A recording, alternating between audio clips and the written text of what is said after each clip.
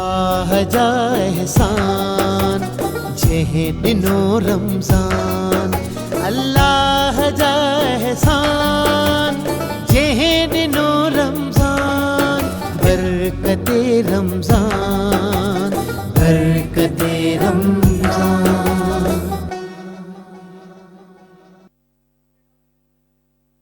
أعوذ بالله من الشيطان الرجيم،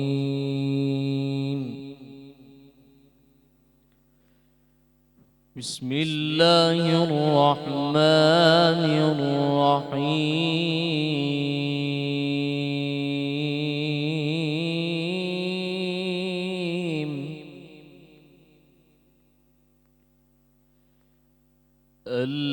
الذين يبلغون رسالات الله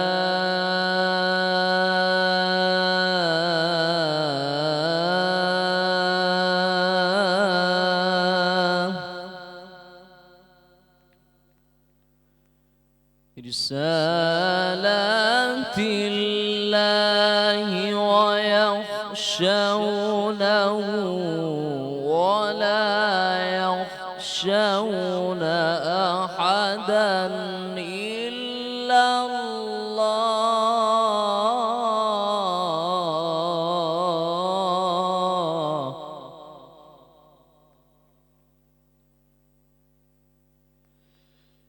وكفى بالله حسيبا،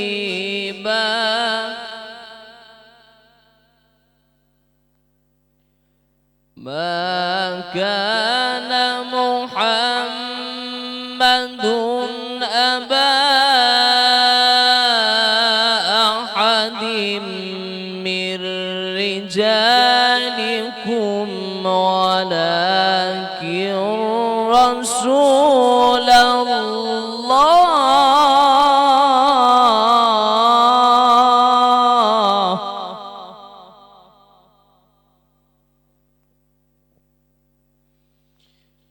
ولكن رسول الله وخاتم النبيين،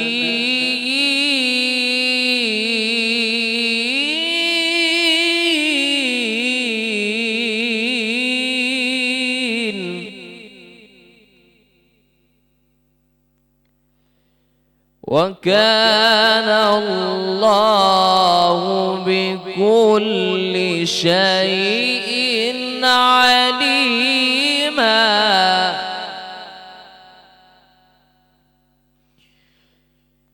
الذين يبلغون رسالات الله ويخشونه ولا يخشون أحدا إلا الله،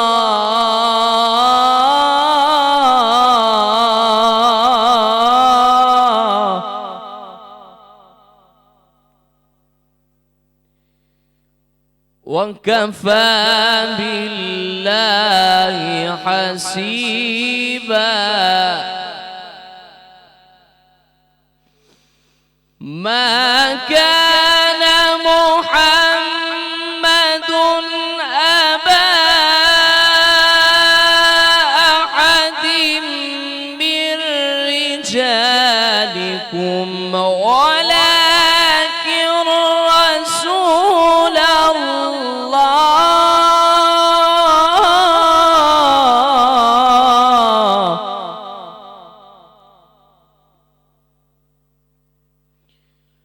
ما كان محمد أبا أحد من رجالكم ولكن رسول الله وخاتم النبيين،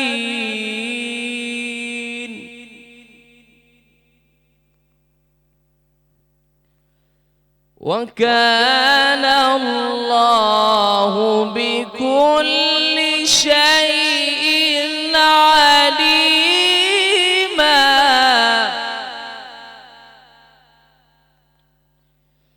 يا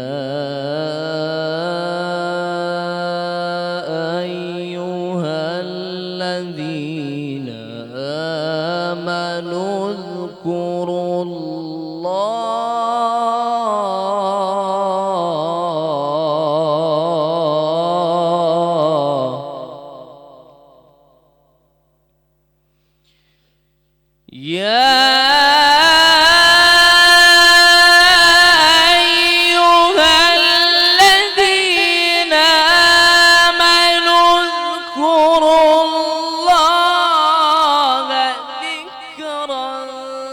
كثيرا وسبحوه بكرة وأصيلا.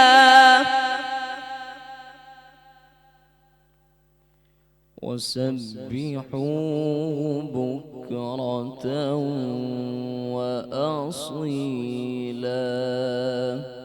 صدق الله العظيم.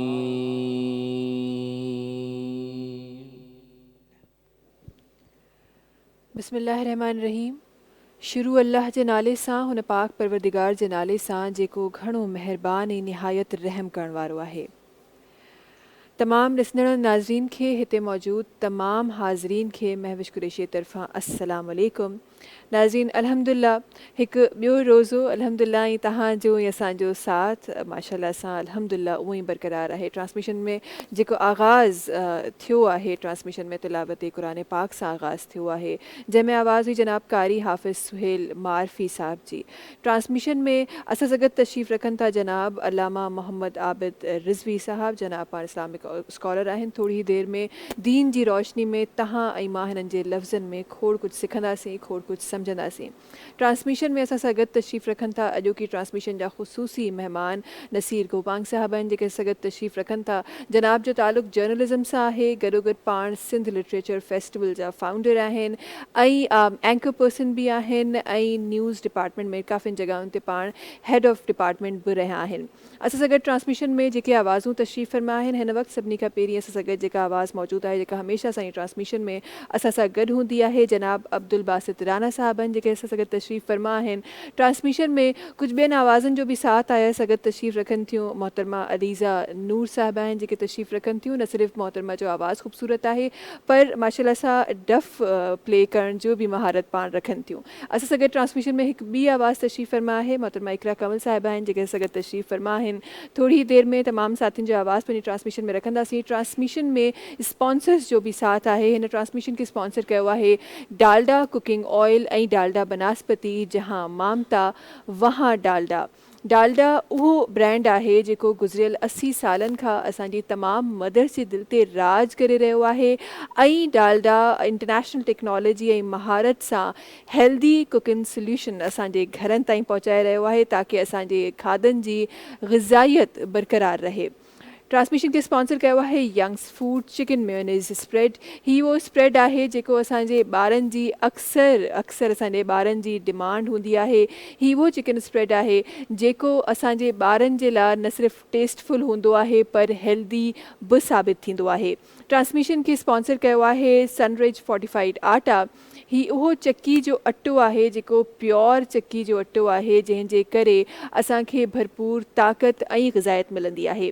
ट्रांसमिशन खे स्पॉन्सर कयो आहे GFS बिल्डर्स एंड डेवलपर्स. ही उहे बिल्डर्स आहिनि जेके पाकिस्तान जे डिफरेंट शहरनि में जॻह जॻह ते पंहिंजा कामयाबी सां प्रोजेक्ट्स जेके आहिनि उहे खणी अची रहिया आहिनि ऐं स्पेसिफिकली हिननि जो चवणु इहो आहे त ही घटि आमदनी वारे अफ़राद जे लाइ सुठा प्रोजेक्ट खणी ईंदा आहिनि. ट्रांसमिशन खे स्पॉन्सर कयो आहे वाइटल टी. वाइटल पियो ज़िंदगी जियो. ही उहो ब्रांड आहे जंहिंजा पाकिस्तान में 5 करोड़ खां मज़ीद हिकु ॾींहं में कप्स कंज़्यूम थींदा आहिनि चांहि जा। ट्रांसमिशन खे स्पॉन्सर कयो आहे मलका मसाला, जंहिंखे क्वीन ऑफ टेस्ट बि सॾियो वेंदो आहे। मलका मसाला उहो ब्रांड आहे जेको पाकिस्तान, मिडल ईस्ट, यूरोप ऐं ऑस्ट्रेलिया में कामयाबी सां पंहिंजा प्रोडक्ट सेल करे रहियो आहे। पाकिस्तान जे हर नंढे ऐं वॾे स्टोर ते मलका मसाला दस्तियाब आहे। ट्रांसमिशन खे स्पॉन्सर कयो आहे क्विस आइसक्रीम सिरप एंड क्विस जूसेस। ही उहे फ्लेवर्ड जूसेस आहिनि जेके असांजी ॿारनि जी पसंदि हूंदा आहिनि। ट्रांसमिशन के स्पॉन्सर किया हुआ है न्यू टाउन डेयरी। सुबह का आगाज़ न्यू टाउन डेयरी बटर के साथ। ही वो बटर है जो अक्सर असांजूं मदर्स सहरी में न सिर्फ पान कंज्यूम कंदियूं आहिनि पर असांजे ॿारनि ताईं भी टेस्ट ऐं ग़िज़ाइयत पहुचाईंदियूं आहिनि। ट्रांसमिशन के स्पॉन्सर किया हुआ है रूह अफ़ज़ा मशरूब मशरिक। ही वो मशरूब है जो अक्सर असांजी इफ्तार जे दस्तरखान ते सजंदो आहे ऐं न सिर्फ रंग सजाईंदो आहे बल्कि ज़ाइका बि सजाईंदो आहे। ट्रांसमिशन जे आगाज़ में हमेशह चाहींदी आहियां त कुझु न कुझु ज़रूरु असां जेका ट्रांसमिशन कयूं था कुझु न कुझु उन ट्रांसमिशन मां सिखी वञूं, तव्हां ऐं मां गॾिजी कुझु न कुझु सम्झी वञूं। हिकु तालिबे इल्म जी हैसियत सां हिन कुर्सी ते वेंदी आहियां ऐं कोशिशि कंदी आहियां त हीउ जेको मौक़ो मूंखे ख़ुदा ताला जी तरफ़ां मिलियो आहे इन मौक़े खे मां भरपूर अवेल कयां ऐं जेके ॻाल्हियूं तव्हां ताईं पहुचायां थी न सिर्फ़ु तव्हां ताईं पहुची रहियूं आहिनि बल्कि असां बि उन मां सिखी रहिया आहियूं, असां बि उन मां पढ़ी रहिया आहियूं। अॼु थोरो सो मां ॻाल्हाइणु चाहियां थी उन आदात जे बारे में, उन्हनि आदतुनि जे बारे में जेके तव्हां ऐं मां कॾहिं कॉन्शियसली कॾहिं सबकॉन्शियसली करे रहिया हूंदा आहियूं। असांखे ख़बर बि न हूंदी आहे त उन्हनि जा केतिरा वॾा ख़ुदा न ख़ास्ता अज़ाब आहिनि, केतिरा वॾो उहो गुनाह आहे। जॾहिं असां ग़ीबत जी ॻाल्हि कयूं था, जॾहिं असां कंहिंजा मज़ाक उॾाइण जी ॻाल्हि कयूं था, जॾहिं असां कंहिंजे ताननि ते हणण जी ॻाल्हि कयूं था त असांखे क़ुरान पाक जी रोशनी में सूरह हुजरात जो तर्जुमो नज़र अचे थो। कुझु आयात जी तर्जुमनि में इहो बि मना थियल आहे त जेकॾहिं केरु तव्हां वटि का ख़बर खणी अचे त बिना तस्दीक उहा ख़बर अॻियां न फैलायो। ख़ुदा न ख़ास्ता तव्हां कंहिं ॿिए जो नादानी में को नुक़सानु न करे विझो। इहो हिकु आयात जी मफ़हूम वांगुरु असांखे उहे ॻाल्हियूं सम्झाई वियूं आहिनि जेके असां रेगुलर लाइफ में असां कंदा रहंदा आहियूं, असांखे ख़बर बि न हूंदी आहे। सोशल मीडिया ते अॼुकल्ह जेको कुझु हली रहियो आहे, न सिर्फ़ु सोशल मीडिया, अगरि असां पंहिंजे घरनि में बि ॾिसूं, पंहिंजे दफ़्तरनि में बि ॾिसूं, ही हिकु आम आदत असां वटि ठही वई आहे त असां आसान लफ़्ज़ इस्तेमालु कंदा असां कन जा ॾाढा कचा थी विया आहियूं, पेट जा ॾाढा कचा थी विया आहियूं, हेॾां ॿुधंदा आहियूं ऐं बिना तस्दीक किए उनखे अॻियां असां पहुचाए छॾंदा आहियूं। उन सूरह हुजरात जी आयतुनि में अॻियां कुझु इहो बि शामिलु थियल आहे त जेकॾहिं को माण्हू जेके माण्हू असां अक्सर इहो कंदा आहियूं, असां माण्हुनि जो मज़ाक बि उॾाईंदा आहियूं ऐं जेकॾहिं तव्हां उहो मज़ाक उॾायो था त उन ते बि ममानियत आहे, छो त ख़बर नाहे त उहो माण्हू चाहे उहो मर्द हुजे या औरत तव्हां खां वधीक बहितर हुजे। इन खां अलावा असांजे दीन में ममानियत ताननि हणण जी बि आहे। असांजी अक्सर आदत आहे त असां माण्हुनि खे कॾहिं साम्हूं त कॾहिं परपुठ असां ताननि में यादि करे रहिया हूंदा आहियूं। इन सां गॾोगॾु ग़ीबत जी बि दीन में ममानियत आहे पर असां ख़बर नाहे छो एॾो आराम सां असां ग़ीबत करे वेंदा आहियूं। ऐं क़ुरान पाक जी रोशनी में जॾहिं ॾिसिजे थो त ग़ीबत खे एॾो नापसंदीदा करार कयो वियो आहे त जेकॾहिं जेको माण्हू ग़ीबत थो करे उहो उन जे बराबरि आहे त पंहिंजे गुज़ारे वियल जेको भाउ आहे उन जो कचो गोश्त खाए थो। ग़ीबत खे एतिरो नापसंद असांजे इस्लाम में करार ॾिनो वियो आहे। पर तव्हां ई मां, शायदि मां बि उन जो हिसो हुजां, अलाह साईं माफ़ु करे, अलाह साईं बख़्श करे, पर शायदि करे मां बि उन जो हिसो थी वेंदी आहियां ऐं असां पंहिंजी रेगुलर लाइफ में इहे शयूं ॾाढियूं रवानगी में करे रहिया हूंदा आहियूं। अॼु पंहिंजे प्रोग्राम में इन्हनि तमामु शयुनि ते असां ॻाल्हाइण वारा आहियूं। शायदि तव्हां ऐं मां गॾिजी इन्हनि लफ़्ज़नि मां सिखी ऐं अॻियां जॾहिं को क़दम वधायूं, अॻियां जेके ॾींहं असां गुज़ारियूं, थी सघे ऐं कोशिशि इंसान कोशिशि कंदा इंसान कंदो रहंदो आहे, पोइ मदद ख़ुदा ताला कंदो आहे, त असां कोशिशि कयूं त पंहिंजे इहे तबियत में जेके शयूं आयल आहिनि इन्हनि खे किथे ख़तमु कयूं, इन्हनि आदतुनि खे ख़तमु करे सघूं ऐं इन्हनि जे जेके अज़ाब आहिनि, इन्हनि जे जेके गुनाह आहिनि, इन्हनि खां असां बची सघूं। ट्रांसमिशन में असांजे जिन साथियुनि जो साथ आहे उन्हनि सां बि गुफ़्तगू करणी आहे। ट्रांसमिशन में नाज़ शरीफ़ जो बि सिलसिलो स्टार्ट करिणो आहे, पर जी हिते वक़्तु आहे ब्रेक जो। नाज़रीन, तव्हां सां मुलाक़ात कयूं था हिन ब्रेक खां पोइ।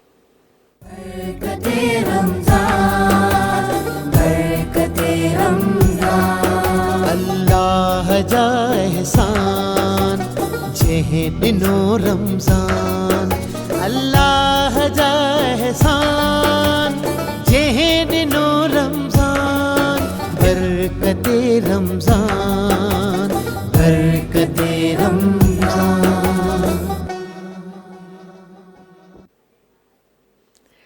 बरकती रमज़ान सां गॾु तव्हां सभिनी जे साम्हूं हिकु दफ़ो ॿीहर हाज़िर थिया आहियूं असां सां ट्रांसमिशन में जेके ख़ुसूसी महिमान अॼु तशरीफ़ फरमा आहिनि जनाब नसीर गोपान साहब आहिनि जेके असां गॾु तशरीफ़ फरमा आहिनि पहिरीं त वरी महिरबानी पंहिंजो टाइम कढी असांजी ट्रांसमिशन में शामिलु थियण जो कीअं आहियो ख़ैरियत सां आहियो ख़ुशि आहियो अल्हम्दुलिल्लाह बिल्कुलु ठीकु ठाक तव्हां ॿुधायो ज़िंदगी कीअं पई गुज़रे छा पियो थिए माशाल्लाह ज़बरदस्त पई गुज़रे ऐं असां जॾहिं शऊर आयो आहे त मतिलबु इहो ई असां सिखियो आहे त ज़िंदगी जो हिकु हिकु जेको पल आहिनि उनखे इंजॉय कजे हिकिड़ो पुराणो फार्मूलो आहे त जियो तो ऐसे जियो जैसे हर पल आख़िरी हो त माण्हू खे जेकॾहिं इहा ख़बर हुजे त हीअ मुंहिंजा पल आख़िरी आहिनि त उन्हनि खे माण्हू उहे ओतिरो इंजॉय करे जीअंदो सो अल्हम्दुलिल्लाह उहा ई ॻाल्हि त जॾहिं खां शऊर आयो आहे कोशिशि कई आहे पंहिंजी लाइफ खे बहितर खां बहितर बणायूं ऐं इंजॉय कयूं छो जो मां बार बार दोस्तनि खे बि चवंदो आहियां जेके मुंहिंजा दोस्त आहिनि घटि आहिनि पर जेके आहिनि मां चवंदो आहियां तव्हां करोड़े अरबे रुपया ॾियो न तव्हां ज़िंदगी में वरी कॾहिं वापसि कोन मोटी सघंदव इन जे करे जेके बि पल तव्हांखे अलाह ताला जी तरफ़ां मिलिया आहिनि उन हिकु हिकु पल खे ज़ाया न कयो ऐं उनखे इंजॉय कयो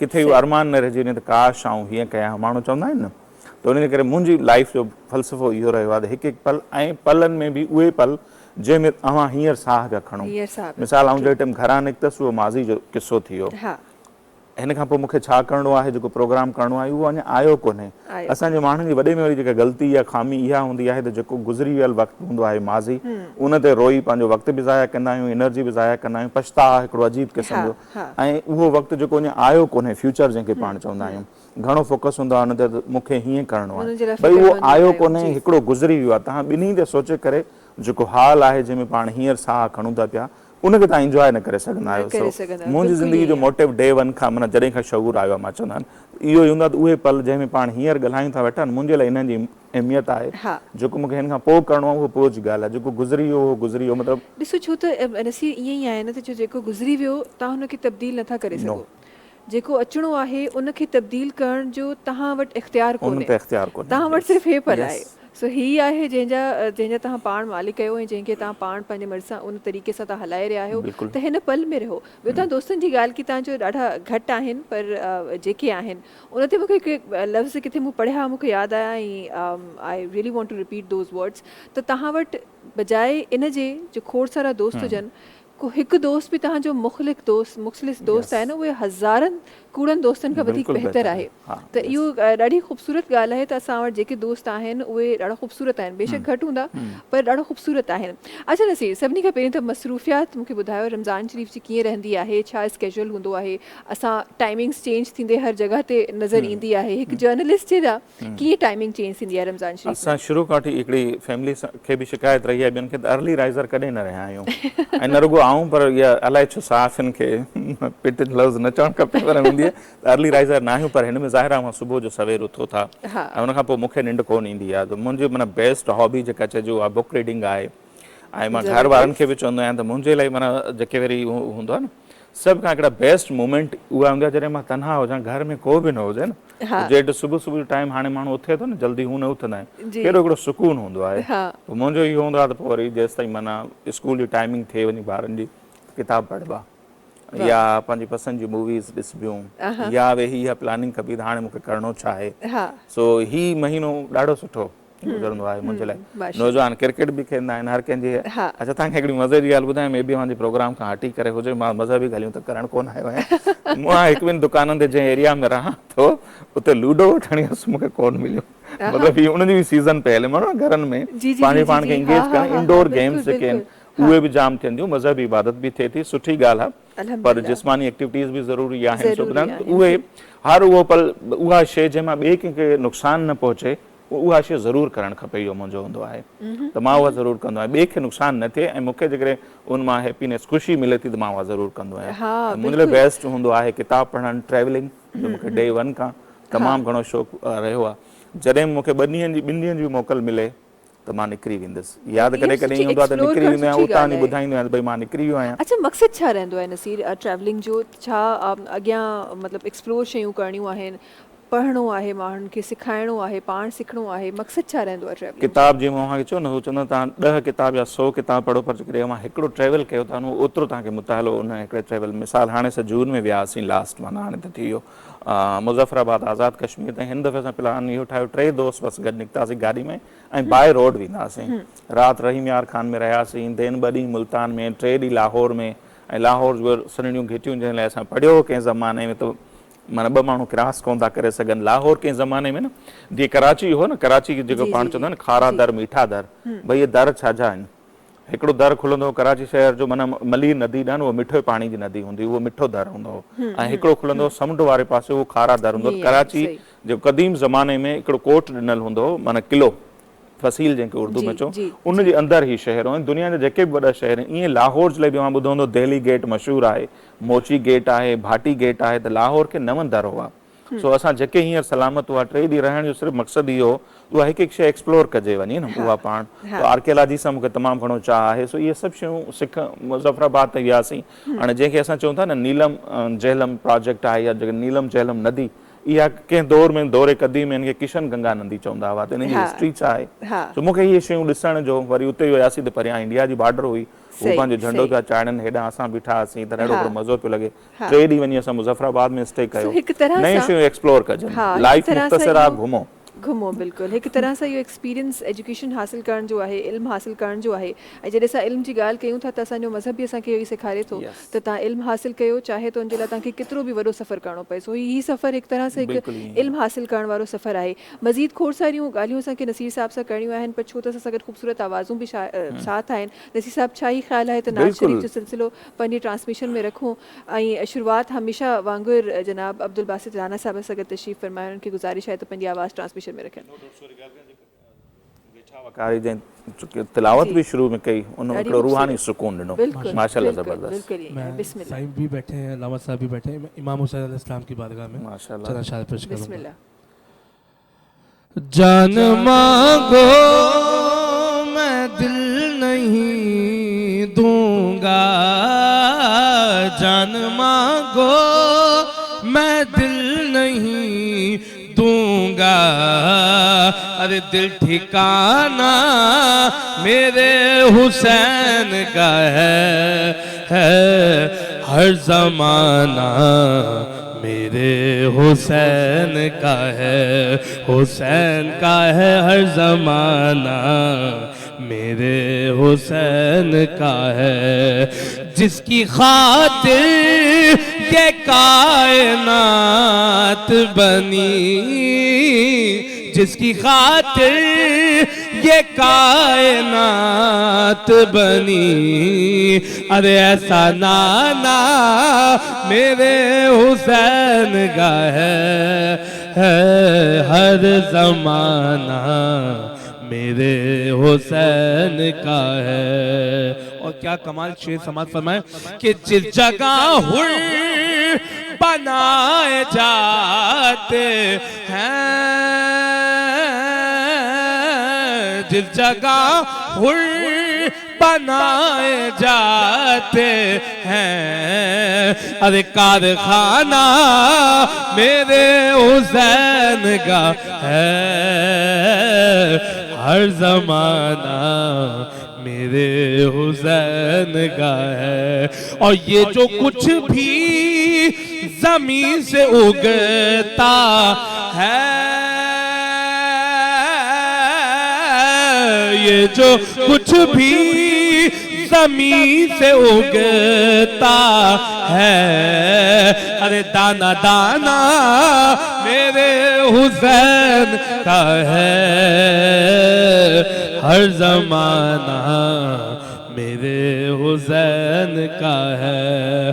कोई पूछे ये दौर किसका है, कोई पूछे ये दौर किसका है, कोई पूछे ये दौर किसका है, अरे तुम बताना मेरे हुसैन का है हर ज़माना मेरे हुसैन का है। जिस पे उतरी है, जो अहले बैत का घराना है पंजतन पाक का फरमाते हैं, जिस पे उतरी है आयते तत्हीर, जिस पे उतरी है آیت تطہیر، ارے وہ گھرانہ میرے حسین کا ہے، ہر زمانہ میرے حسین کا ہے۔ اور آخری شعر، جان علی پر فدا میری مفتی، کہتے ہیں جان تو علی پر فدا ہے، جان علی پر فدا میری مفتی، پر دل دیوانہ میرے حسین کا ہے، ہر زمانہ میرے حسین کا ہے۔ حسین بادشاہ، حسین شہنشاہ، حسین دین ہے، حسین دی پناہ۔ اللہ سبحان اللہ سبحان اللہ۔ سگد ماشاء اللہ سگد جناب علامہ محمد عابد رضا صاحب تشریف رکھن था, थोरो सो उन्हनि जी तरफ़ वञणु चाहींदमि ऐं जनाब खां अॼु जंहिं ॻाल्हि सां असां पंहिंजे ट्रांसमिशन जो आगाज़ कयो आहे, जिन ॻाल्हियुनि सां अॼु थोरो सो उन्हनि जे बारे में अलामा साहब खे गुज़ारिश आहे त उहे पंहिंजा लफ़्ज़ रखनि दीन जी रोशनी में, क़ुरान पाक जी रोशनी में, उहे ॻाल्हियूं जेके असां ताईं पहुचंदियूं त आहिनि पर सम्झण जे लाइ वरी असांखे अलामा साहब जा लफ़्ज़ असांखे घुरिजंदा आहिनि ताकी असां उन्हनि ॻाल्हियुनि खे मज़ीद सही तरीक़े सां सम्झी सघूं। अलामा साहब बिस्मिल्लाह। अहमदुहु व नुसल्ली व नुसल्लिमु अला रसूलिहिल करीम, अम्मा बाद, फ़अऊज़ु बिल्लाहि मिनश शैतानिर रजीम, बिस्मिल्लाहिर रहमानिर रहीम।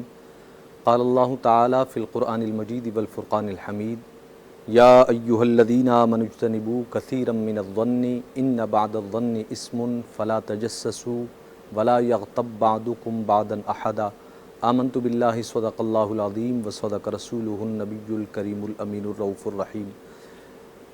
इससे कबल भी इस पर बात हो चुकी कि रमज़ानुल मुबारक का महीना है जहाँ हम बहुत सारी चीज़ों का ख़याल रखते हैं। हालत रोज़ा में हमें अपनी ज़बान और गुफ्तगू के हवाले से भी कुछ ख़याल रखना चाहिए और हमारी आम गुफ्तगू के अंदर झूठ, ग़ीबत या लोगों की दिलाज़ारी जैसे अल्फाज, एक दूसरे को बुरे अलकाब से पुकारना, ये चीज़ें आम तौर पर पाई जाती हैं।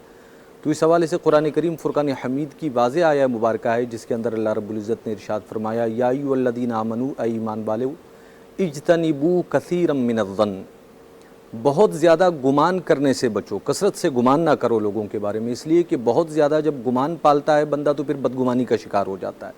और फिर ख़ुद अल्लाह रब्बुल इज़्ज़त ने इरशाद फरमाया कि इन्न बअदज़-ज़न्नि इस्मुन, जब कसरत से गुमान होते हैं तो फिर उनमें से बाज़ गुमान जो है वो बदगुमानी होने की वजह से गुनाह और हराम भी करार पाते हैं।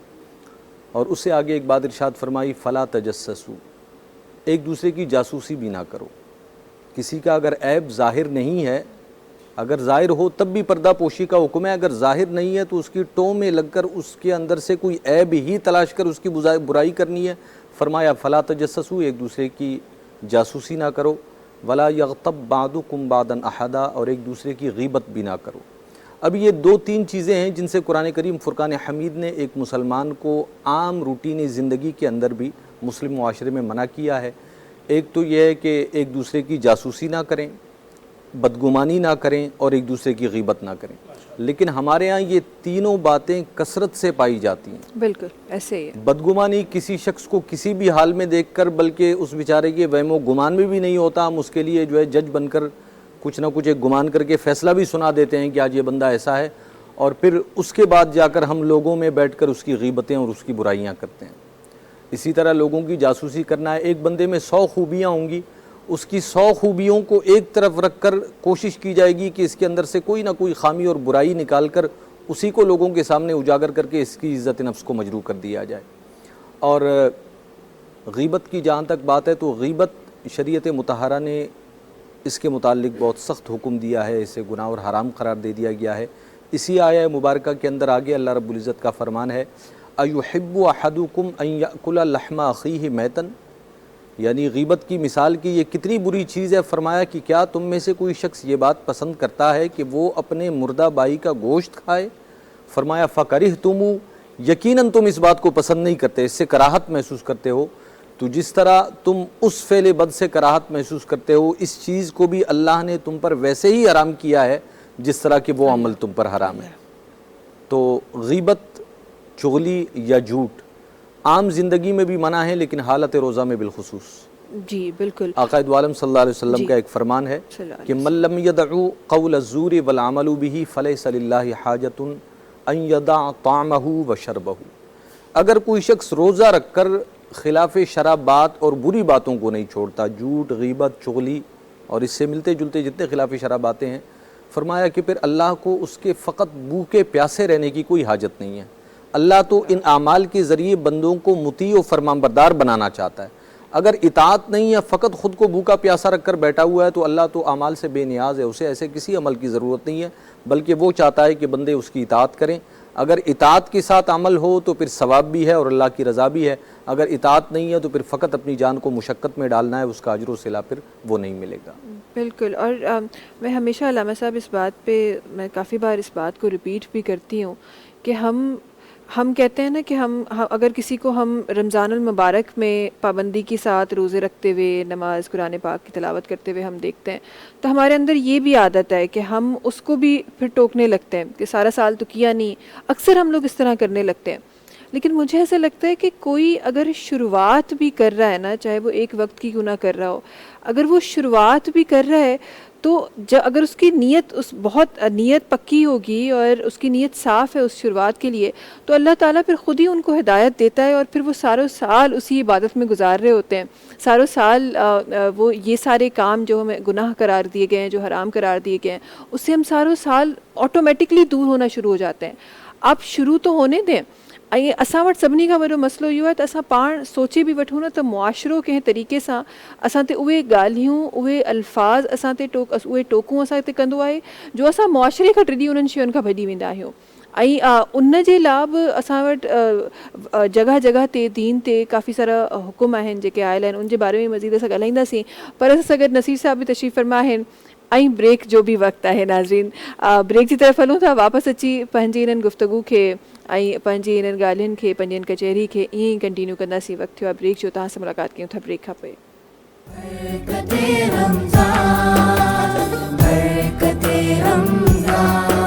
अल्लाह जा एहसान जंहिं ॾिनो रमज़ान, अल्लाह जा एहसान जंहिं ॾिनो रमज़ान, बरकते रमज़ान, बरकते रमज़ान.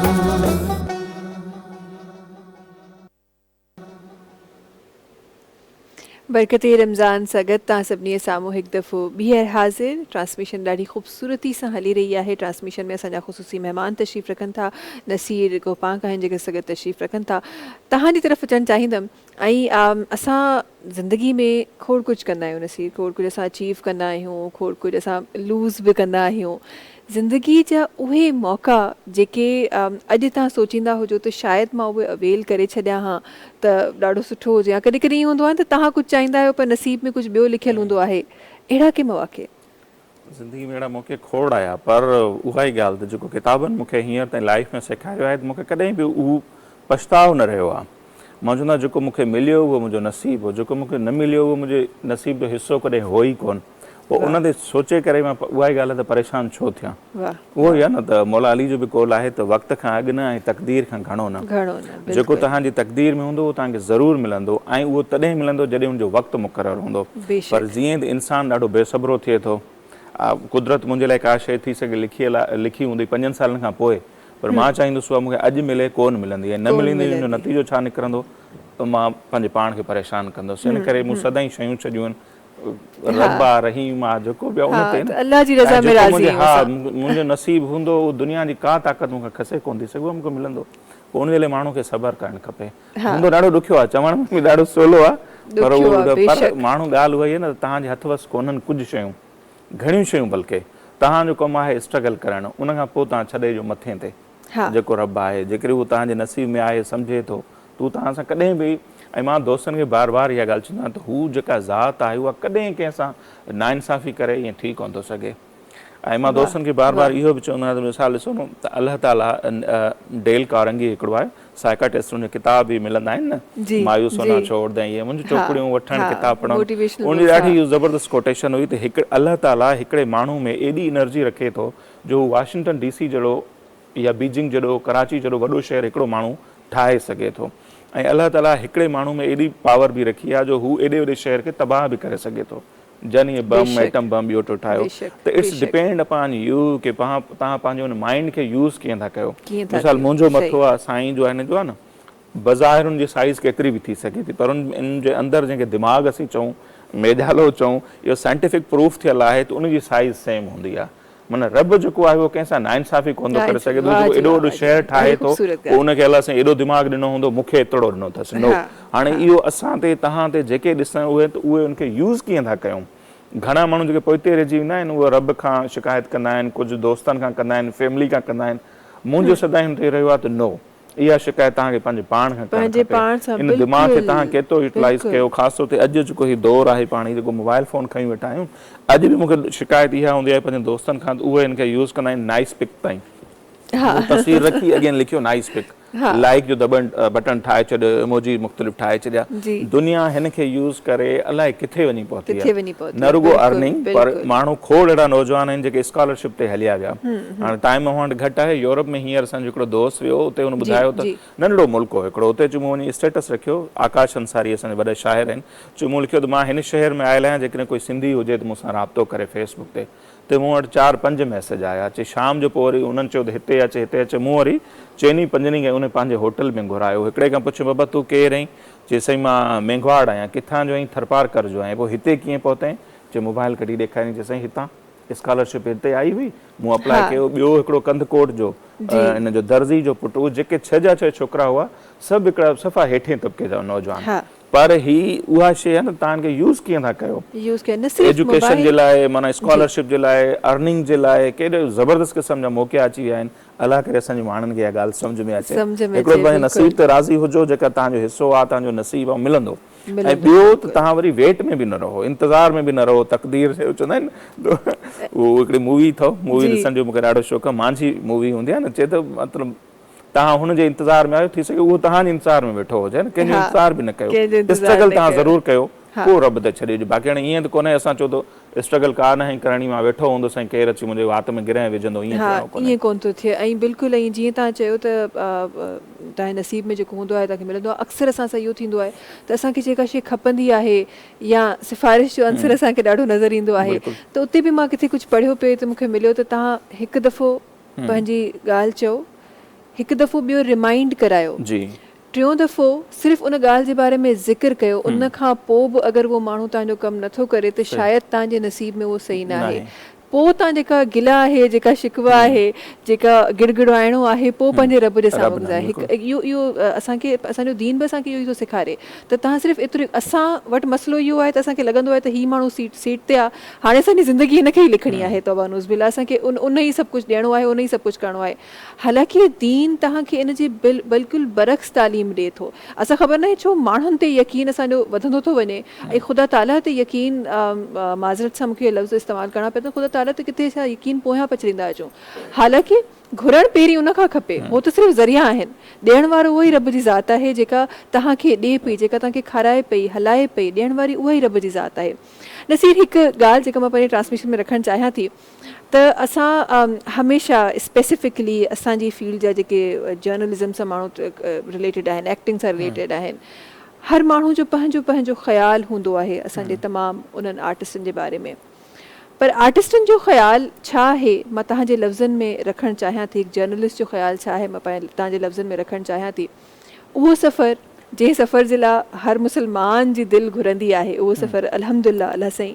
तव्हांजे नसीब में लिखियो तव्हांखे नसीब थियो माशाअल्लाह सां उमिरो नसीब थियो उन सफ़र जे बारे में कुझु लफ़्ज़ चाहियां थी असांजी ट्रांसमिशन में रखजनि कीअं प्लान थियो हो छा अचानक हो प्लानिंग हुई सालनि जी छा थियो हो आई डोंट नो तव्हां टाइम मूंखे बार बार उहो थो ॾिसणो पवे उहो ॾाढो अच्छा टाइम असां वटि आहे नसीर वटि न आहे असली ॻाल्हि आहे इंट्रस्टिंग किस्सो आहे ऐं मूं हुन ते लिखियो बि हो फेसबुक ते ऐं अॼु मां रमज़ान ट्रांसमिशन में इतफ़ाक़ सां मां पुछियो आहे तव्हांखे ॿुधायां थो अप्रैल 2016 मुंहिंजी स्कॉलरशिप लॻी अमेरिका पे वियसि ज़ाहिर आहे पहिरियों ऐं सुपर पावर त हिन वक़्त जो त आहे न त मूंखे फुल सूट पातो पियो हुजे एयरपोर्ट ते बीठो हुजां ऐं राति जो टाइम असांजी कनेक्टिंग फ्लाइट हुई दुबई जी न त उते ज़ाहिर आहे जॾहिं तव्हां सिंधी चैनलनि ते अचो त रीच पंहिंजी वधियल हूंदी आहे न माण्हू असांखे सुञाणींदा आहिनि इतफ़ाक़ सां हिकिड़ा माण्हू वरी एराम ॿधल हुआ उहे वरी उमिरि ते वेंदा हूंदा हाणे असां जेको FIA जो काउंटर हूंदो आहे न उते बीठासीं त त उते हू परी लाइन में हिकिड़ा माण्हू बीठा, उन्हनि को मूंखे सुञातो, हिक ॿिए में सुस पुस कनि पिया। पोइ हिकिड़े नेठि मूंखां पुछी वरितो, हुतां ई बीठे बीठे, एजिड हो बंदो, चए साईं तव्हां फलाणा? मूं चयो जी चाचा बिल्कुलु। त हुन मूंखां पुछियो त तव्हां केॾांहुं था वञो? शायदि मां हिन में चयो त शायदि मूंखे थोरो गुरूर हो मुंहिंजे हुन में न, त मूं हुनखे चयो मां अमेरिका थो वञा न।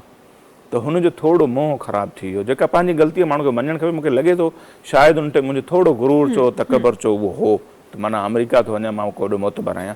त हुनखे इहराम पातल हो। उन चाचे चयो त हा बाबा इहो बि ठीकु आहे, पर कॾहिं अलाह जे घर बि वञो, उनजे दर ते बि वञो। त उते ई तव्हां सां मां दिलि जी ॻाल्हि थो कयां, मूं लिखी फेसबुक ते न, त मुंहिंजे ज़हन में जॾहिं हुन मूंखे इहो जुमिलो चयो न, त मूं चयो त अमेरिका मूंखे पाण घुरायो आहे, जेकॾहिं हू बि घुराईंदो त मूंखे को इनकार कोन्हे, मां वेंदुसि। मूं हुनखे चयो न, असां वियासीं हलिया।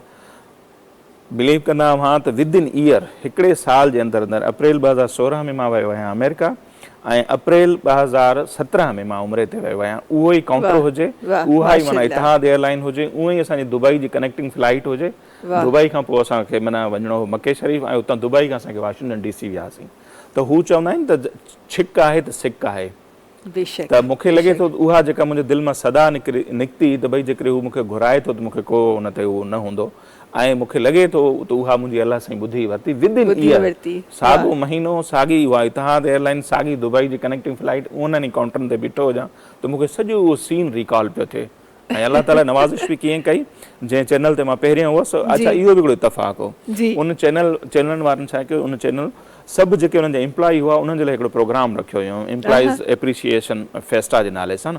कंहिंजो न कंहिंजो कुझु न कुझु निकितो, कंहिंजी बाइक निकिती, कंहिंजी वॉशिंग मशीन निकिती, मुंहिंजी निकिती दुबई जी टिकट।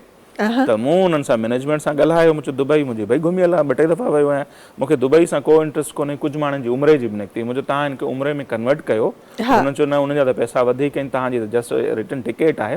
मूं चयो पोइ जेके मथियां पैसा हूंदा मां पंहिंजे खीसे मां ॾींदुसि, मूंखे दुबई जो को शौक़ु कोन्हे। उनखे मूं टिकट मुंहिंजी दुबई जी निकिती, पर मूं हुनखे कन्वर्ट करायो उमिरि में, ईअं अलाह साईं मूंखे पंहिंजो दीदार करायो। ऐं अलाह साईं कंदो आहे, मां सभिनी खे जेके बि जंहिंजे दिलि में ख़्वाहिश आहे मौला उन्हनि खे ज़रूरु आमीन सुम आमीन। मां त हमेशह इन्हनि लफ़्ज़नि खे हिननि ट्रांसमिशन में छा हूअं पंहिंजी ज़िंदगी में ज़रूरु रखंदी आहियां त ही उहा दुआ आहे जेका मूंखे लॻे थो हर मुस्लमान जे दिलि जी दुआ आहे, ऐं असांजे दिलि खां बि इहा दुआ निकिरंदी आहे त हर मुस्लमान जी इहा दुआ क़बूल बि थिए। ऐं कॾहिं जीअं उहो वाक़ियो जेको जेॾीमहिल अमेरिका जो जेको सफ़र हो, उन टाइम ते इहो जेको वाक़ियो थियो, मूंखे लॻे थो त नसीर साहिबु इहा जेका मां इन ॻाल्हि ते बिलीव कंदी आहियां त तव्हांखे ख़बर न हूंदी आहे त कहिड़ी उहा क़बूलियत जी घड़ी तव्हांजी हूंदी आहे।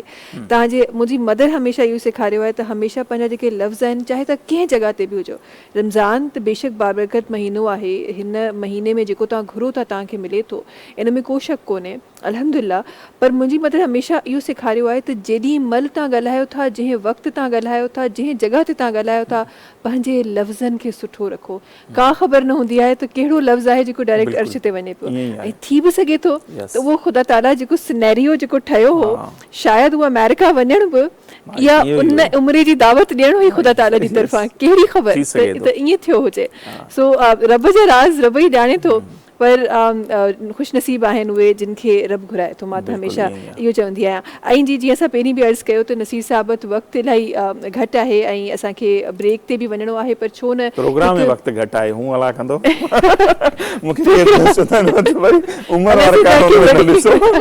बिल्कुलु। असां तव्हांखे वरी ज़िंदगी अता फ़रमाए ऐं अलाह साईं तव्हांखे हमेशह ईअं ई कामयाबु करे, आमीन सुम आमीन।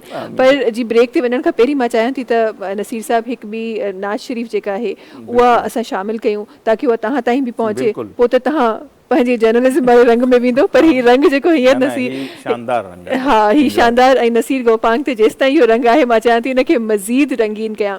असां सां गॾु हिकु ॾाढो ख़ूबसूरत आवाज़ असां सां गॾु तशरीफ़ फ़रमा आहे, मां चाहियां थी त उन्हनि जो आवाज़ शामिल कयां।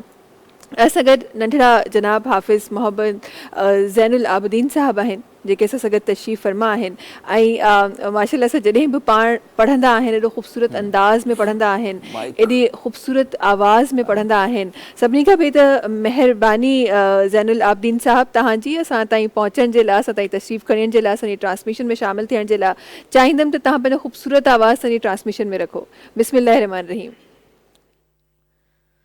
सल्लल्लाहु अलैहि या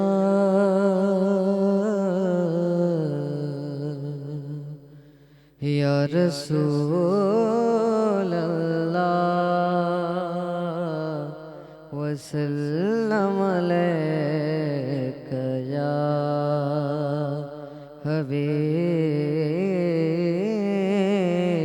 حبیب اللہ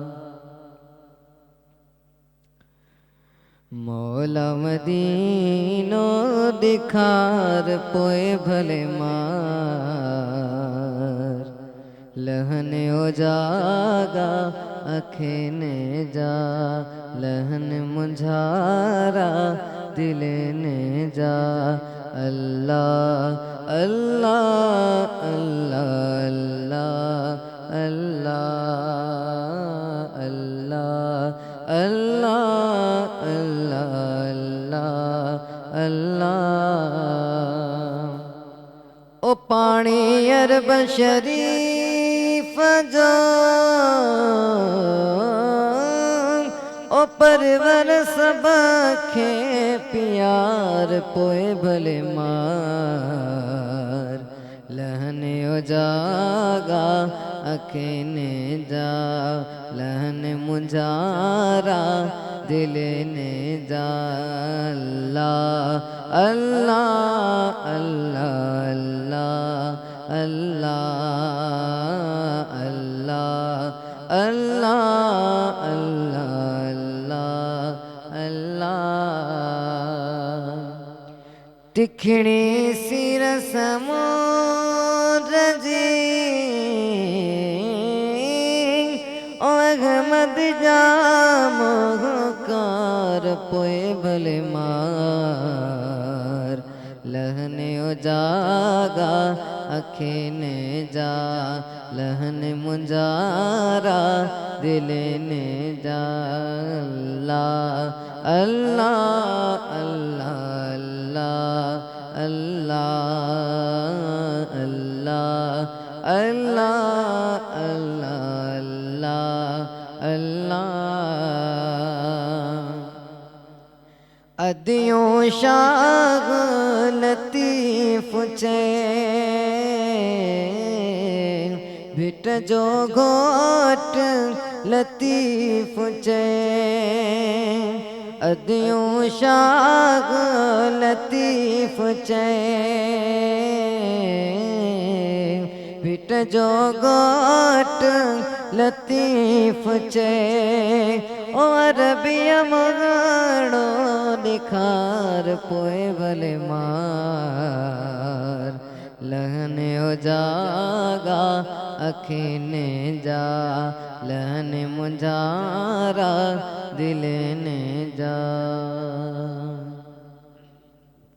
اللہ سبحان اللہ ناظرین وقت بریک جو ہے تھینک یو سو مچ نصیحت सां गॾु हुजण जे लाइ पंहिंजो वक़्तु ॾियण जे लाइ ट्रांसमिशन इंशाअल्लाह ईअं ई जारी सारी रहंदी आवाज़ुनि जो बि साथ असांखे रखिणो आहे ऐं गॾोगॾु असांखे अलामा साहिब खां बि खोड़ कुझु पुछिणो आहे खोड़ कुझु सिखणो आहे वक़्तु थियो आहे ब्रेक जो तव्हां सां मुलाक़ात कयूं था हिन ब्रेक खां पोइ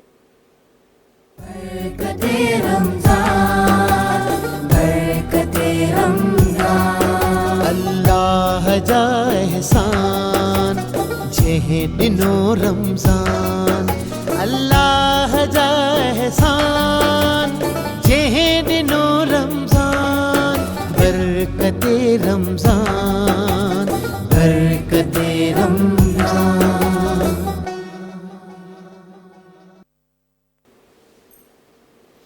बरकती रमज़ान सां गॾु तव्हां सभिनी साम्हूं हाज़िर असां सां गॾु अलामा साहिब तशरीफ़ रखनि था मां चाहियां थी त उन्हनि जी तरफ़ वञिजे ऐं उहे ॻाल्हियूं जेके असां सम्झण जी कोशिशि करे रहिया आहियूं अलामा साहिब जी तरफ़ ईंदासीं ऐं मज़ीद उन्हनि ॻाल्हियुनि खे सम्झण जी कोशिशि कंदासीं अलामा साहब हम ग़ीबत के बारे में बात कर रहे थे चुगली के बारे में बात कर रहे थे लोगों के लिए अलग अलग बातें करने के बारे में बात कर रहे थे कहीं ये भी सवाल उठा गया कहीं ये भी पढ़ा गया कि वो ग़ीबत जो आप बिना नाम लिए कर रहे होते हैं वो क्या जायज़ करार है वो ग़ीबत बिस्मिल्लाहिर्रहमानिर्रहीम सबसे पहले तो ग़ीबत को समझना चाहिए कि ग़ीबत है क्या हमारे यहाँ लोगों की किसी भी बुराई कर लेने को ग़ीबत कहा जाता है जबकि इस तरह नहीं है बल्कि ग़ीबत किसी शख्स का वो ऐब है जिसे आप उसके सामने कहें तो वो बुरा महसूस करे लेकिन आप सामने ना कहें आप उसके पीछे बैठकर बात करेंगे اچھا، اگر اس میں کوئی عیب ہے تو پھر حکم شرع یہ ہے کہ اصلاح کی نیت سے آپ اچھے احسن انداز سے جا کر ان سے بات کریں، انہیں سمجھائیں،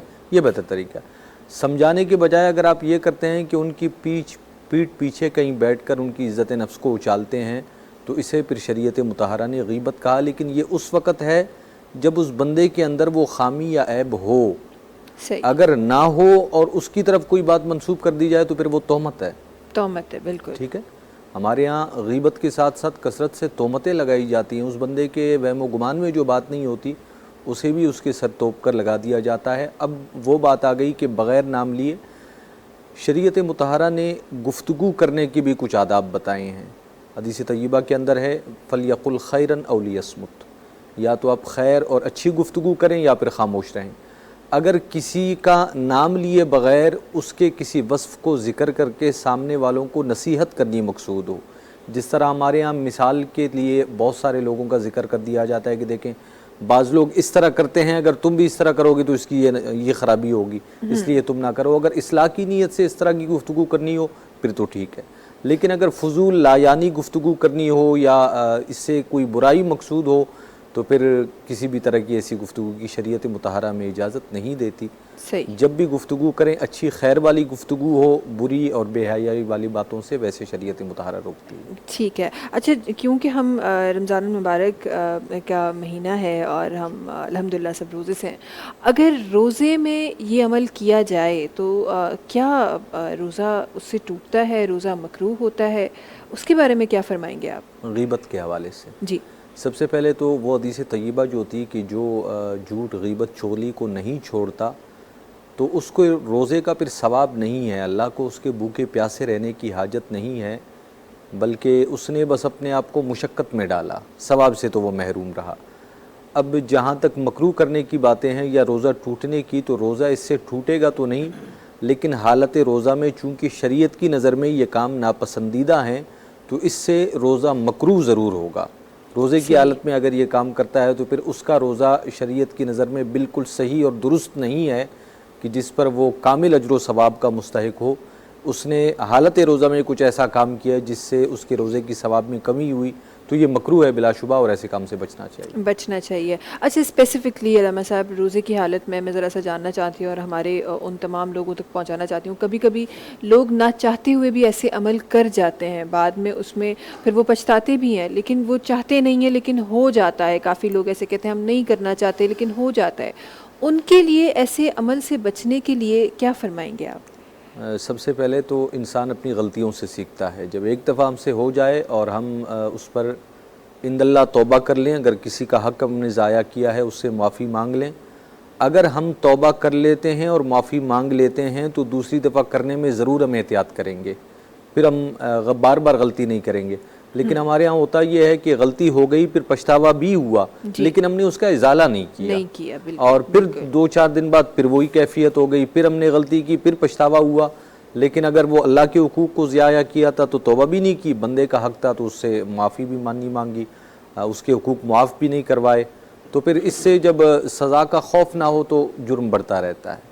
اپنے آپ کا خود مواخذہ ہونا چاہیے کہ یار یہ غلطی مجھ سے ہوئی ہے، اب ازالے کے طور پر کم از کم میں جا کر اس کی تلافی کے لیے یہ عمل کر لوں۔ اگر وہ کریں تو پھر انشاءاللہ اس کی طرف عادت نہیں بنے گی اور اصلاح کا عمل شروع ہو جائے گا۔ بالکل بالکل۔ اچھا جی، ٹرانسمیشن میں سگر آوازوں بھی ساتھ رکھن تھیوں چاہیں تھی گرو گر انہوں جو آوازوں بھی شامل تھے سگر ب آوازوں ہیں جن کے جوائن کیا ہوا ہے جناب حسین بخش گلال صاحبہ نے سگر تشریف فرماہن، گرو گر انور علی گلال صاحبہ جن سگر تشریف فرماہن، بنی جو آواز گج جی پنجی نے ٹرانسمیشن میں شامل کن کبو بے شک ترڑ خوبصورت آواز ہوں۔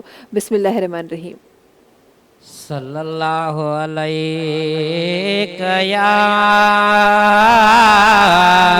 رسول اللہ وسلم علیہ یا حبیب اللہ۔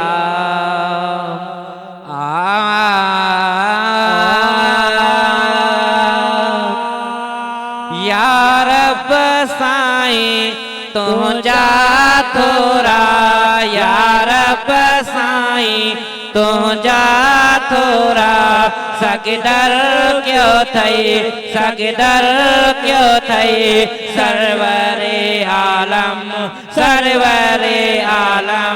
सल्लल्लाहु अलैहि वसल्लम सल्लल्लाहु अलैहि वसल्लम सुब्हानल्लाह सुब्हानल्लाह सुब्हानल्लाह सुब्हानल्लाह।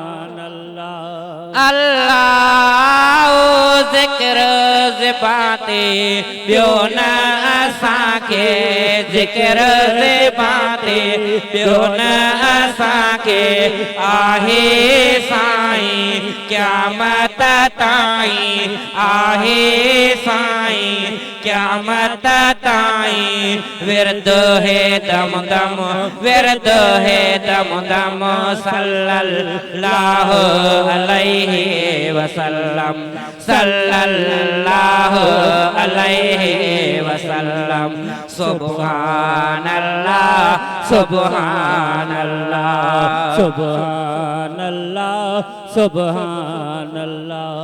अल्लाह राज जुराणो रहबर आहे राज जुराणो रहबर आहे तुंहिंजो प्यारो मर्ज़ीअ वारो तुंहिंजो प्यारो मर्ज़ीअ वारो हाल जो महरम सल्लल्लाहु अलैहि वसल्लम सल्लल्लाहु अलैहि वसल्लम सुब्हानल्लाह सुब्हानल्लाह। अल्लाह जहरी वेले इसम मुबारक जहरी वेले इसम मुबारक ॿुधऊं हथन के रखी चपन ते ॿुधऊं हथन के रखी चपन ते क्यों था चुम चम क्यों था चुम चम सल्लल्लाहु अलैहि वसल्लम सल्लल्लाहु अलैहि वसल्लम सुब्हानल्लाह सुब्हानल्लाह सुब्हानल्लाह सुब्हानल्लाह। अल्लाह खोड़ने में जय मिरल गिलाल खोड़ने में जय मिरल गिलाल समझी ज़ामिन तुझी दामन समझी ज़ामिन तुझी दामन वारिस वर्तम सल्लल्लाहु अलैहि वसल्लम सल्लल्लाहु अलैहि वसल्लम सुब्हानल्लाह सुब्हानल्लाह सुब्हानल्लाह सुब्हानल्लाह। या रब साईं तुंहिंजा थोरा या रब साईं तुंहिंजा थोरा सगदर क्यों थई सगदर क्यों थई सरवरे आलम सल्लल्लाहु अलैहि वसल्लम सल्लल्लाहु अलैहि वसल्लम सुब्हानल्लाह सुब्हानल्लाह सुब्हानल्लाह सुब्हानल्लाह। सुभान अल्लाह। अल्लामा साहब ज़रा सा दोबारा आपकी तरफ आना चाहती हूँ मैं। कुछ देर पहले आपने भी ज़िक्र किया, हमें कुरान पाक की रोशनी में भी हमें ये बताया जाता है कि लोगों पे नाम ना रखे जाएं। हमारे पास एक सिलसिला है जो नज़र आता है, बच्चे छोटे होते हैं तो उनके हम निकनेम रखना शुरू कर देते हैं, फिर हम बड़े होते हैं किसी को अलग अलग नामों से हम पुकारना शुरू कर देते हैं। कभी कभार हम ऐसे नामों से भी पुकारना शुरू कर देते हैं जो सामने वाले को तकलीफ़ दे गुज़रते हैं वो नाम। ये अमल कैसे बयान किया गया है और ये क्या ये अमल किसी तरीके से किसी तरह से किसी रोशनी में सही करार दिया गया? बिस्मिल्लाहिर्रहमानिर्रहीम। इस हवाले से कुरान करीम फुरकान हमीद के अंदर आया मुबारका है, ولا تلمزوا انفسکم ولا تنابزوا بالالقاب. مفہوم آیا مبارکہ یہی ہے کہ ایک دوسرے کو عیب مت لگاؤ اور برے ناموں سے مت پکارو. اچھا، نام رکھنے کے پیچھے مقاصد ہوتے ہیں. ایک تو وہ نام ہوتا ہے جس طرح آپ نے کہا کہ بچپن میں چھوٹے بچوں کو پیار محبت میں کچھ خوبصورت نام رکھے جاتے ہیں اور وہ محبت کی وجہ سے آتے ہیں. انہیں تو کسی حد تک کہا جا سکتا ہے کہ وہ نام رکھے جائیں یا ان ناموں سے پکارا جائے.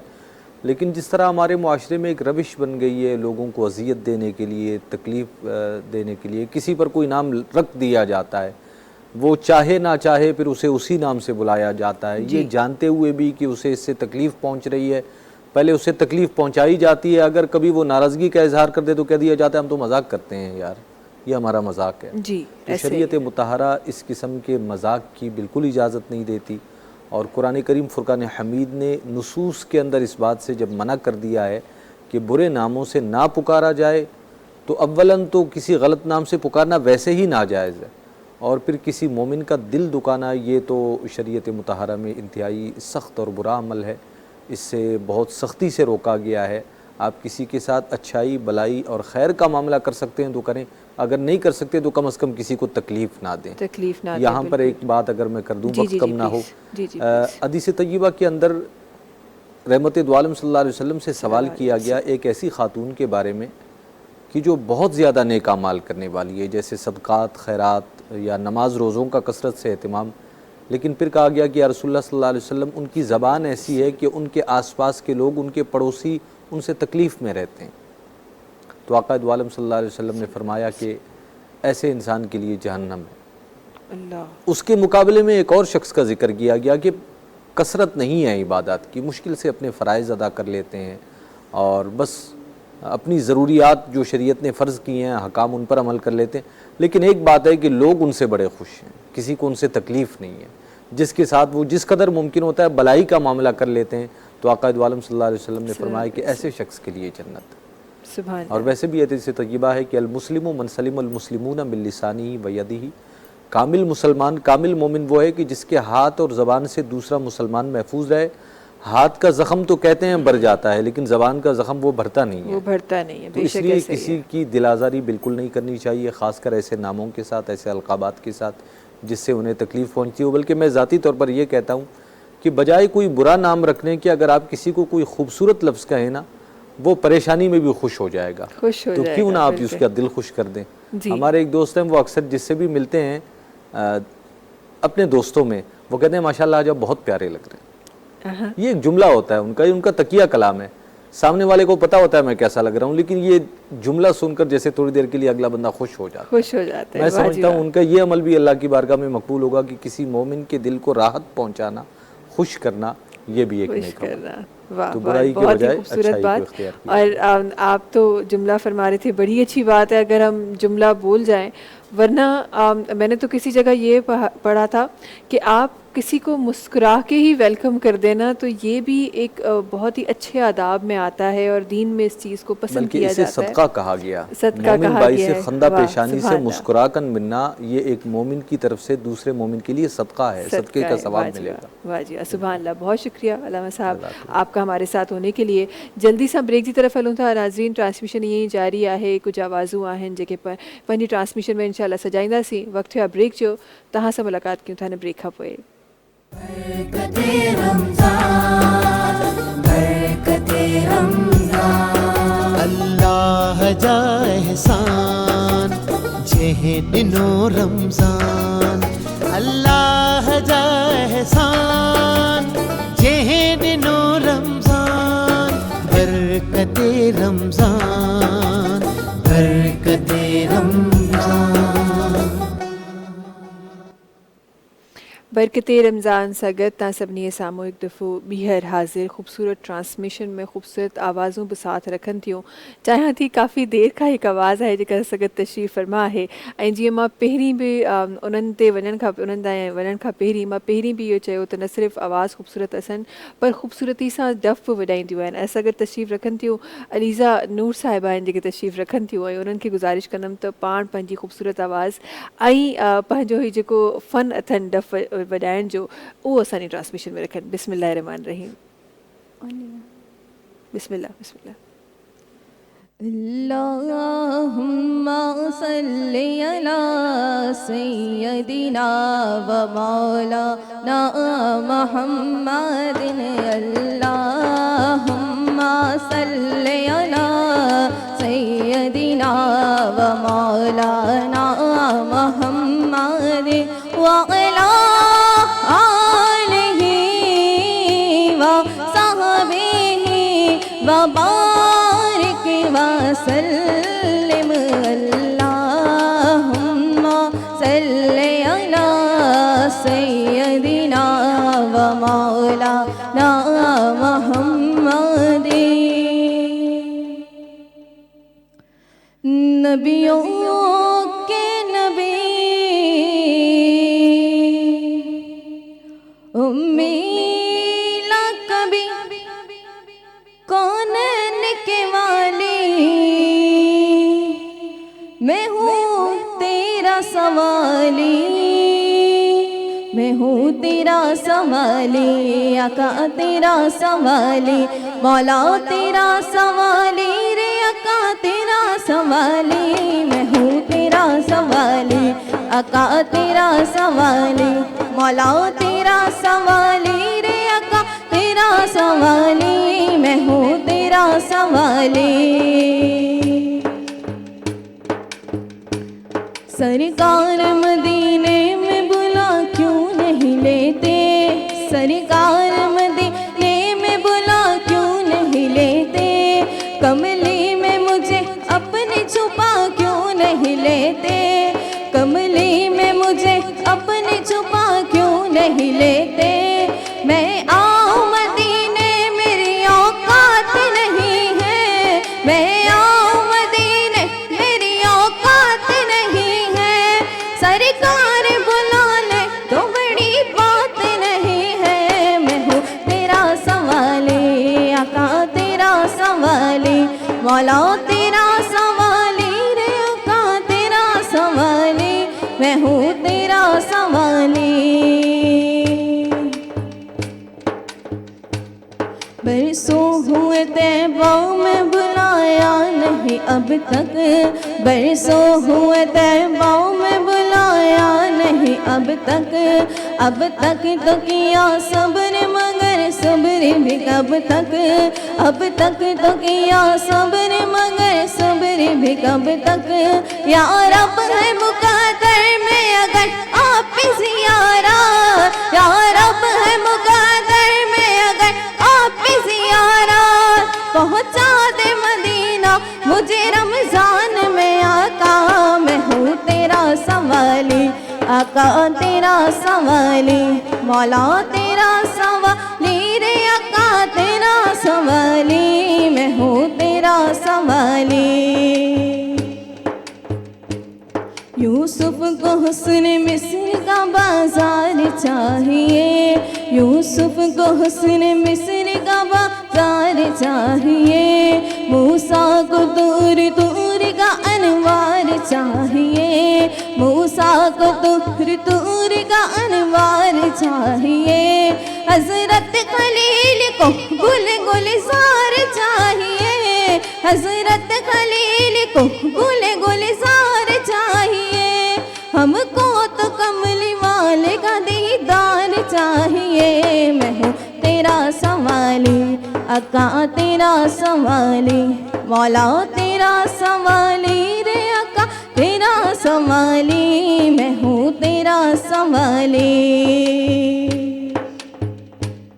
جنت میں نہ بھیجو نہیں جاتی نہیں جاتی جنت میں نہ بھیجو نہیں جاتی نہیں جاتی میں چھوڑ کے آباد مدینہ نہیں جاتی میں چھوڑ کے آباد مدینہ نہیں جاتی اے ذوف مدد کر در حضرت پہ گرا دے اے ذوف مدد کر در حضرت پہ گرا دے رضوا کہے اٹھو کہوں اٹھا نہیں جاتا میں ہوں تیرا سوالی آقا تیرا سوالی مولا تیرا سوالی رے آقا تیرا سوالی میں ہوں تیرا سوالی माशाल्लाह माशाल्लाह, सुभान अल्लाह सुभान अल्लाह। अलीसा कब से सीखा है ये डफ बजाना? डफ पर अभी 5 साल हुए मुझे। 5 साल, माशाल्लाह। आपकी ग्रिप इतनी अच्छी है, ऐसा लगता है पता नहीं कब से आप इसको अपने हाथ में थामे हुई हैं बजाने। पढ़ना तो मैंने बचपन से ही पढ़ती थी मैं, और डफ पे जो है वो भी 5 साल हुए हैं मुझे। माशाल्लाह माशाल्लाह, बहुत ही खूबसूरत आपकी आवाज़ भी है और फिर बहुत ही खूबसूरती से डफ भी आप बजाती हैं। हर किसी के हाथ में इतना अच्छा कंट्रोल नहीं होता, माशाल्लाह बहुत अच्छा बजा रही थे आप। अच्छा जी, एक भी ॾाढी खूबसूरत आवाज़ से सगत तशरीफ़ फरमा है। मां चाहियां थी त जेको सिलसिलो शुरू थियो आहे इन सिलसिले खे अॻियां खणंदे हिकु ॿी खूबसूरत आवाज़ जी तरफ़ वञणु चाहियां थी। इकरा कंवल साहिबा आहिनि जेके असां सगत तशरीफ़ फरमा आहिनि, ऐं उन्हनि खे मां गुज़ारिश कंदमि, हूअं बि इकरा नाले जो मतिलबु बि पढ़ा आहे, त इन तरफ़ वञूं था, उन्हनि खे चवंदमि जी पढ़ो ऐं असांजी ट्रांसमिशन में पंहिंजी खूबसूरत आवाज़ रखो। बिस्मिल्लाहिर्रहमानिर्रहीम। दुरूद पाक के साथ आगाज़ करूँगी। बिस्मिल्लाह। सल्ले अला नबीना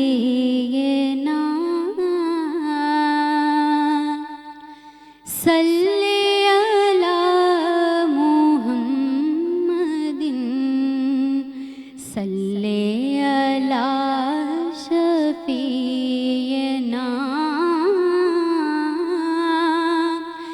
सल्ले अला मुहम्मदिन।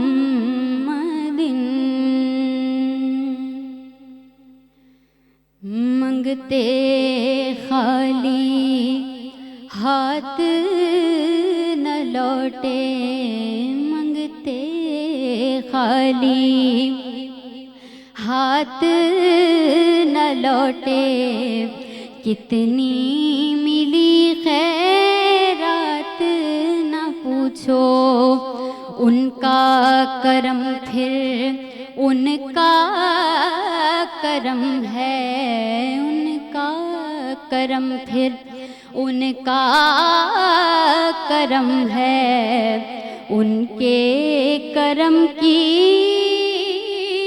बात ना पूछो। मैं क्या मेरी हकीकत सब कुछ है, आका की बदौलत सब कुछ है, सरकार की निस्बत मैं तो बुरा हूँ, लेकिन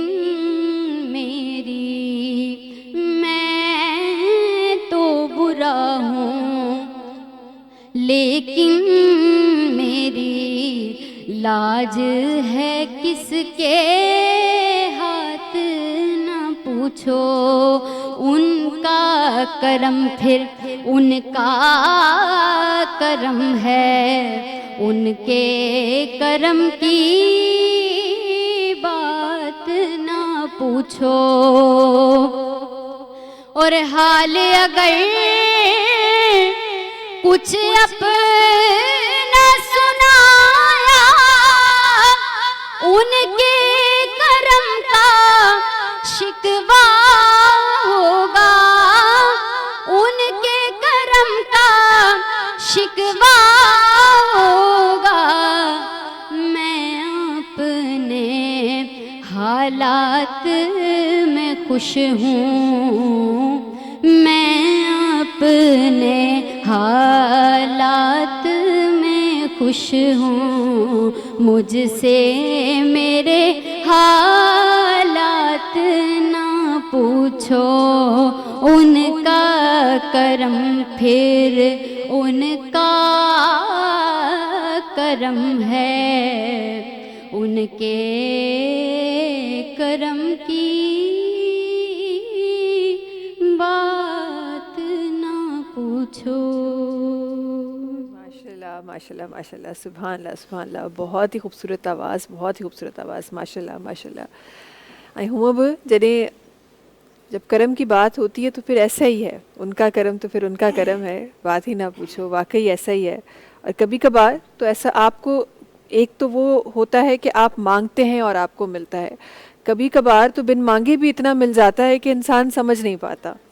बिल्कुलु बिल्कुलु किथे मूं पढ़ियो हो त किथे कंहिं अक्सर असां ॿुधंदा आहियूं ॻाल्हियूं, अक्सर असां पढ़ंदा आहियूं ऐं असांखे कॾहिं कॾहिं उहे ॻाल्हियूं जेके यादि रहिजी वेंदियूं आहिनि।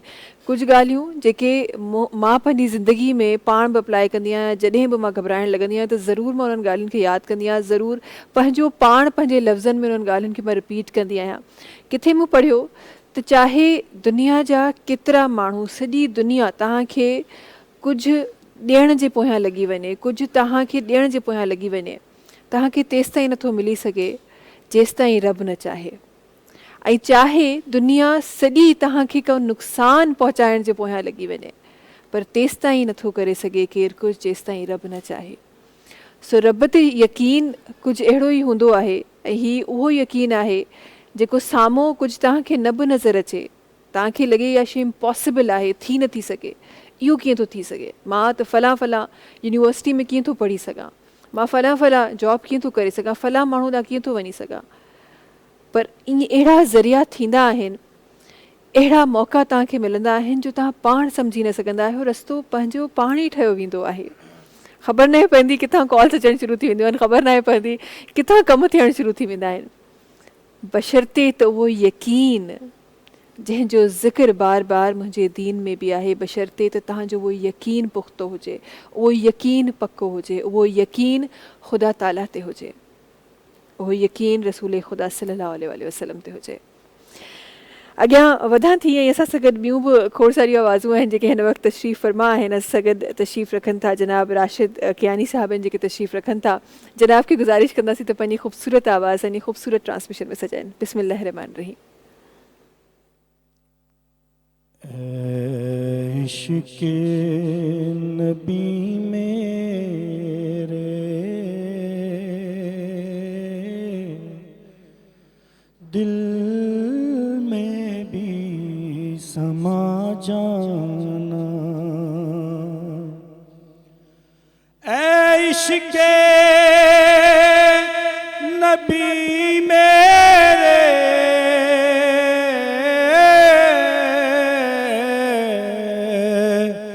दिल में भी समा जाना, मेरे दिल में भी समा जाना, मुझको भी मोहम्मद का दीवाना बना जाना। जिस ख्वाब में हो जाए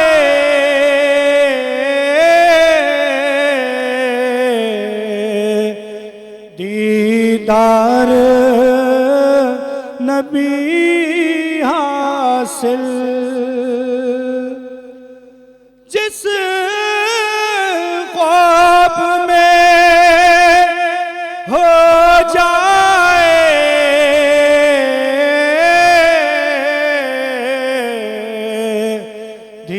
दीदार नबी हासिल, ऐ इश्क कभी मुझको नींद ऐसी सुला जाना, ऐ इश्क कभी मुझको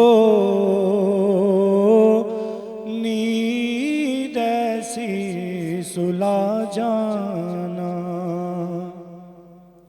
कुदरत की निगाहें भी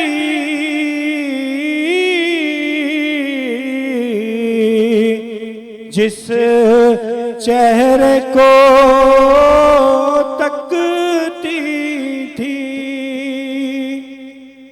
कुदरत की निगाहें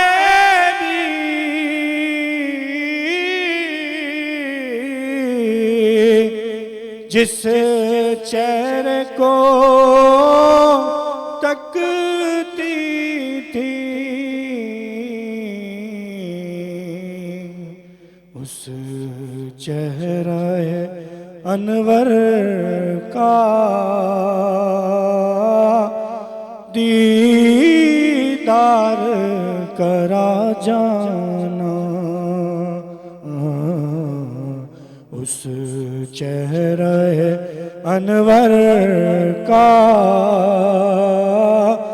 दीदार करा जाना। इश्क़ नबी मेरे दिल में भी समा जाना। सुभान अल्लाह।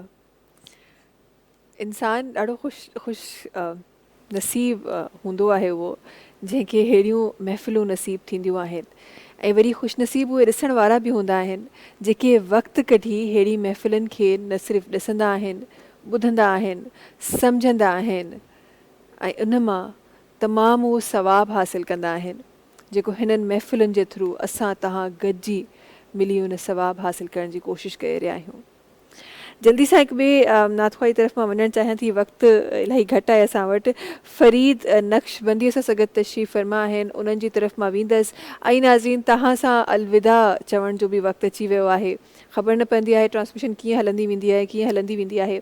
असां रवानगी में उहे शयूं थींदियूं रहंदियूं आहिनि, ख़ुदा जे हुकुम सां हलंदियूं रहंदियूं आहिनि ऐं ख़बर तॾहिं पवंदी आहे जॾहिं लास्ट कॉल ईंदी आहे त जी हाणे वक़्तु जेको आहे उहो ख़तमु थी वियो, हाणे वाइंड अप करिणो आहे। पर मूंखे ईअं लॻे थो त हीउ जेको सिलसिलो वाइंड अप जो असां लफ़्ज़ हिते शायदि ट्रांसमिशन जे लाइ इहो सिलसिले जो वाइंड अप जो असां लफ़्ज़ यूज़ कयूं था, पर इहो सिलसिलो किथे असांजी दिलनि में, दिमाग़ुनि में, असांजी रगुनि में किथे हलंदो रहंदो आहे। असां ख़ुशनसीब आहियूं त रमज़ान मुबारक जो ही महीनो असांखे नसीबु थियो आहे। तव्हां मां उन्हनि ख़ुशनसीबनि मां आहियूं जिन खे हिकु ॿियो मौक़ो मिलियो आहे उहे रहमतूं हासिलु करण जो, मग़फ़िरत कराइण जो, निजात वठण जो। मुलाक़ात तव्हां सां सुभाणे थींदी। आख़िर में जनाब जो आवाज़ शामिल कंदासीं। बिस्मिल्लाहिर्रहमानिर्रहीम। औज़ुबिल्लाहिमिनश्शैतानिर्रजीम। बिस्मिल्लाहिर्रहमानिर्रहीम। मुनक़बत मौला अली पढ़ूँगा। आओ पढ़ना कसीदा हक़ दे वलीदा, पढ़ना कसीदा हक़ दे वलीदा, रल के लगाओ नारा अली दा, पढ़ना कसीदा हक़ दे वलीदा, पढ़ना कसीदा। एक आम बाले एक ख़ास बाले, एक आम बाले एक ख़ास बाले, जेड़ा ख़ास बाले ज़ग़रा तलाले, जेड़ा ख़ास बाले ज़ग़रा तलाले, नेज़े ते चढ़ के कुरान सुनाया, सबनो पढ़ाया ओ कलमा नबी दा, पढ़ना कसीदा हक़ दे वलीदा, पढ़ना कसीदा। झुकियां में दरते पढ़ के सवाले, इज्जत मिली ये जग दो निराली, बैलो के आकर नैनो कलन दे, सदगा मगर मैं अली दी गली दा, पढ़ना कसीदा हक़ दे वलीदा, पढ़ना कसीदा। अली अली या अली, अली अली या अली, अली अली अली अली अली अली अली मौला अली, अली अली अली अली علی علی شاہ مرد شیر یزدہ قوت پروردگار شاہ مرد شیر یزدہ قوت پروردگار لا فتح الا علی لا سیف الا ذوالفقار علی علی علی علی علی علی علی علی علی علی علی علی علی برکت رمضان برکت رمضان اللہ جا احسان جہنو رمضان اللہ جا احسان جہنو رمضان برکت رمضان برکت رمضان